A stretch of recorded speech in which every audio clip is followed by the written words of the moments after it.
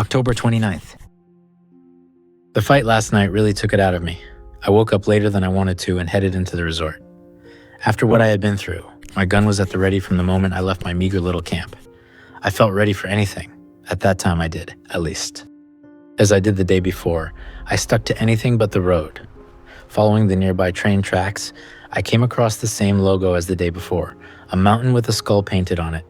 2 skis crossed below it. I pushed on, hoping to face off against more scorched rather than a hive of bandits.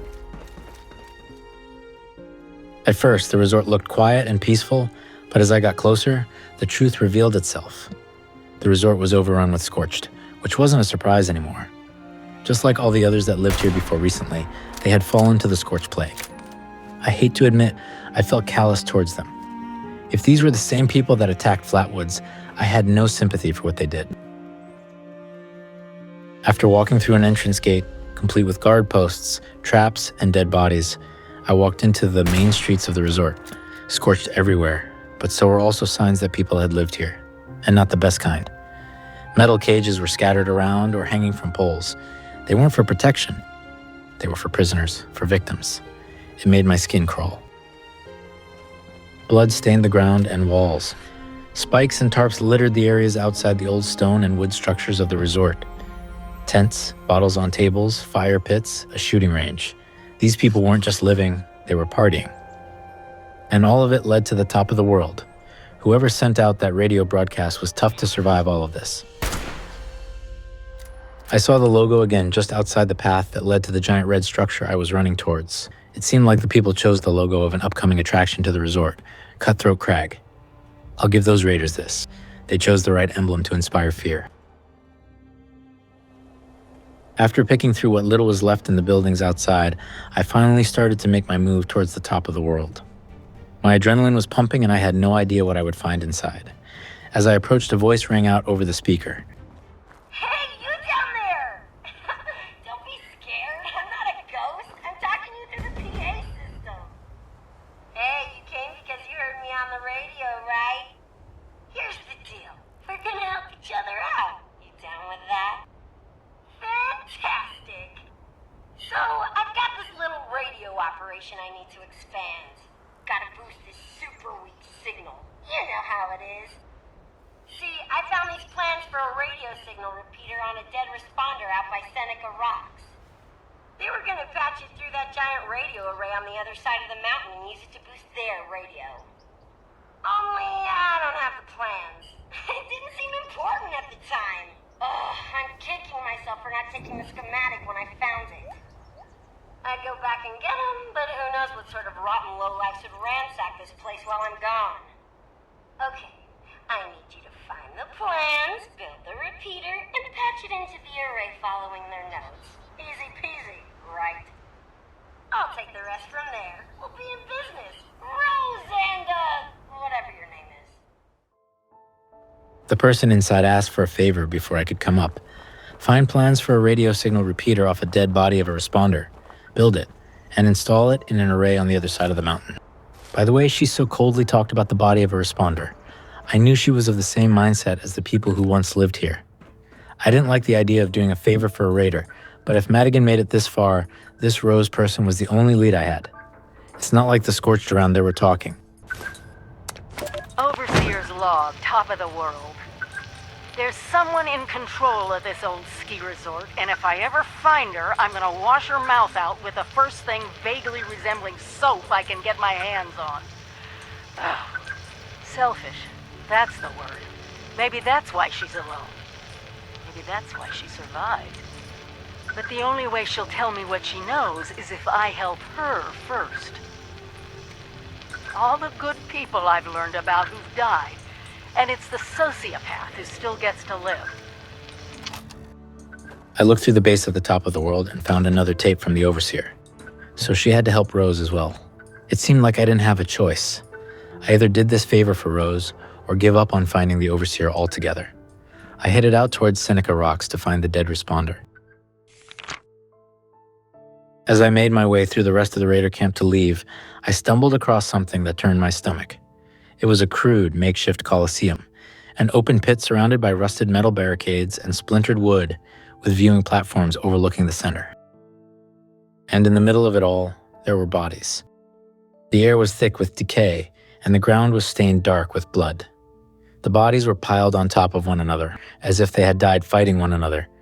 I don't know what kind of monsters would build this or what kind of horrors took place here, but I can guess. Fights. Executions. Something even worse, maybe. Just writing about it makes me sick. If I didn't hate the people that lived here before finding that, I certainly did as I walked away from it. By the time I made it to the Seneca Rocks, the sun had set and the stars shone brightly. I couldn't help but stop and enjoy the view. Traveling at night is starting to become more and more comfortable. And with a view like I saw from the mountains, I might even enjoy it. After continuing down the mountain, I looked down at an old motel that had a few small houses overlooking it. Down below, I saw the bodies of a few dead responders among the rubble. This was the place Rose spoke of. As I scanned for any threats, I found more scorched. They were easy pickings now that I had a new scope for my rifle.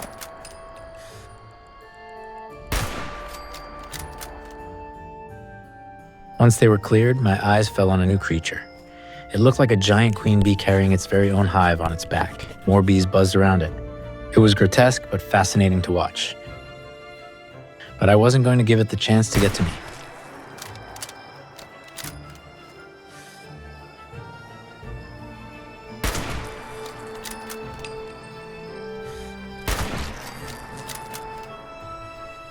A few more shots and the area fell deathly quiet. I listened and watched for more movement. When I didn't see any, I made my way down to search the bodies. The schematics came with a note. It mentions that I would need 2 specialized parts, a transponder and a duplexer. The transponder was at a regional train yard, and the duplexer was at a place called Horizon's Rest. I tucked the note and schematics here for safekeeping. First stop, the train yard. The sun has started to creep over the horizon, so I've decided to stay at the motel. It looks like the plywood over one of the doors is loose. Should be easy enough to get in for some shut-eye. I'll continue my journey after I get a few hours of rest. October 30th. The journey to the train yard was uneventful, lucky for me. That didn't last long. Once I drew closer to the smashed train cars and overturned shipping containers, I heard robotic voices ring out. A Mr. Gutsy. I had read about them in the vault. Robots were always a fascination of mine. As a teen, I even tried to pull apart one of the Mr. Handies when no one was looking. Coming face to face with one was not as much fun. But the Mr. Gutsy and iBots were nothing compared to the bot at the center of it all. A sentry bot. Just a few bullets from its weapons would turn me into Swiss cheese. My only chance was to find good cover and take shots at whatever I could.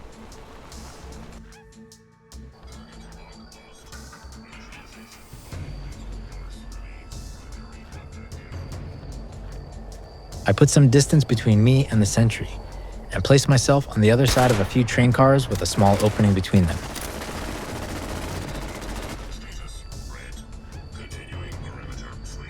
Using a tree for cover, I moved around like a boxer in the ring, moving in and out of its view and taking shots as quickly as my rifle would allow.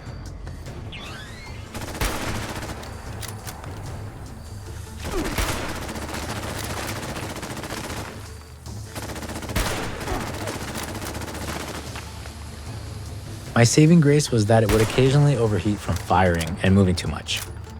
I took full advantage of those moments and laid rounds into it.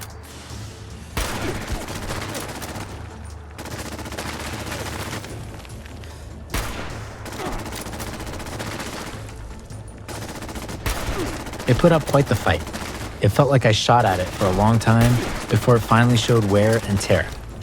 A more powerful weapon or something with a faster fire rate would have been more effective, I'm sure. But with my rifle being my best bet, I worked with what I had.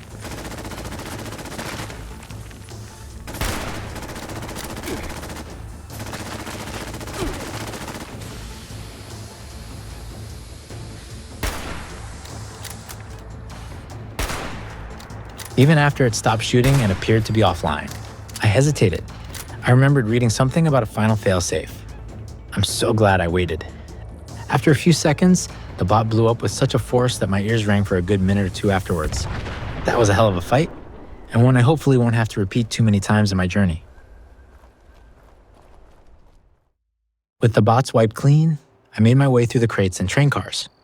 Among the broken boxes and machines that were being transported when the bombs fell, I found the part that I was looking for.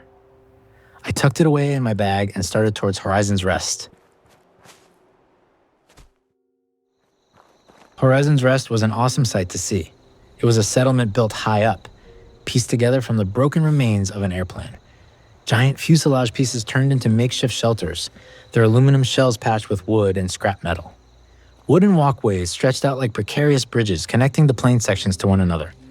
The whole thing clung to the frame of a massive pylon like a bird's nest built by scavengers. I was hoping to find humans still living there, but found out quickly that super mutants had moved in. I had to be careful as I approached. With the settlement being so high up, I made my way to the top of the hill and used the rocks and trees for cover.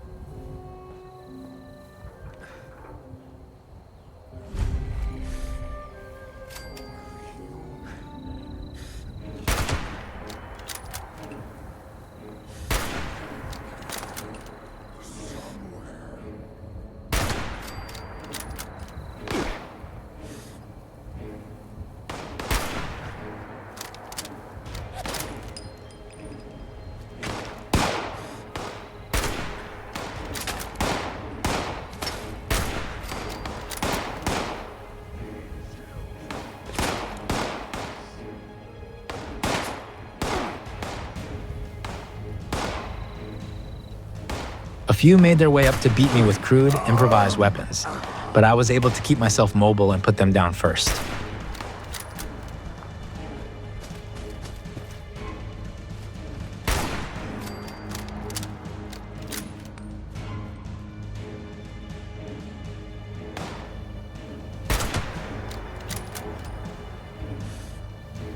After mopping up the last of the super mutants from a distance, I made my way into the settlement proper.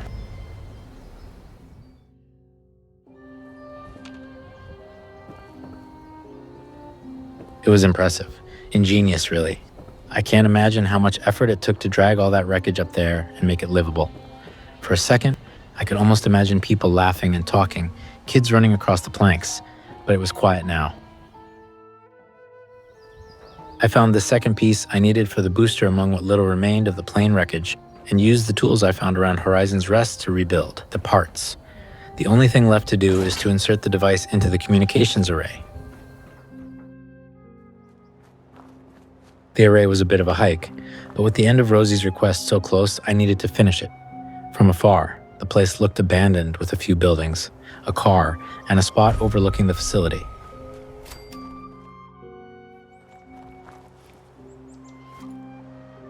The only enemy I came across was a single super mutant. After taking out so many at Horizon's Rest, one wasn't much of a problem.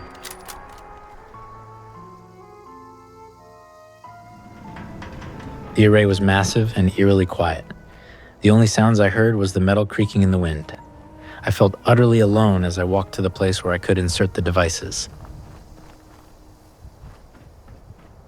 Thanks to the schematics and notes I found, it was easy to get everything up and running.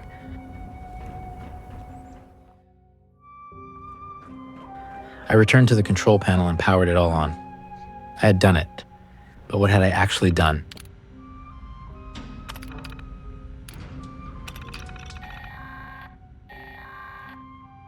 This is an emergency alert. It's the end of the world and we're all fucked! My friend, you just helped me tap into the emergency broadcast system for the whole region. This is gonna be so much fun! But enough small talk. Full disclosure, I didn't think you'd succeed at getting my signal working. So I was just gonna kill you and take your stuff when you came back. If you came back at all, that is. Guess it'd be a real dick move for me to do that now. Look, I'm what you people would call a raider. Killing, stealing, and cheating is kind of my shtick. And things thanks to you, I've got a working radio. So I can reach other like-minded individuals and get them to join me. You've opened the floodgates. Hey, come see me at the top of the world when you get the chance. I've got something for ya, and I pinky swear I won't kill ya. I gave control of an emergency broadcast signal to a self-proclaimed raider, just like the ones I had killed a few nights back. The ones who had hunted me just for getting too close to their camp. And Rosie claims she is going to use it like a recruiting tool. I tried to press any button I could to get it to stop, to reverse it. But then I remembered that I needed Rosie to tell me what had happened to Madigan and the Overseer. I have to keep going down this path. The guilt I feel weighs heavy on me. Have I caused more pain and suffering to the people of Appalachia? People just trying to survive like the folks at Horizon's Rest, or good people trying to help others like the responders? And for what? My own gain. Am I no better than the raiders I am now helping? With the sun well overhead, I feel the night's activities weighing on me. I need to rest and clear my head. Maybe I can come up with a plan to take out Rosie and put a stop to her recruitment before it's too late.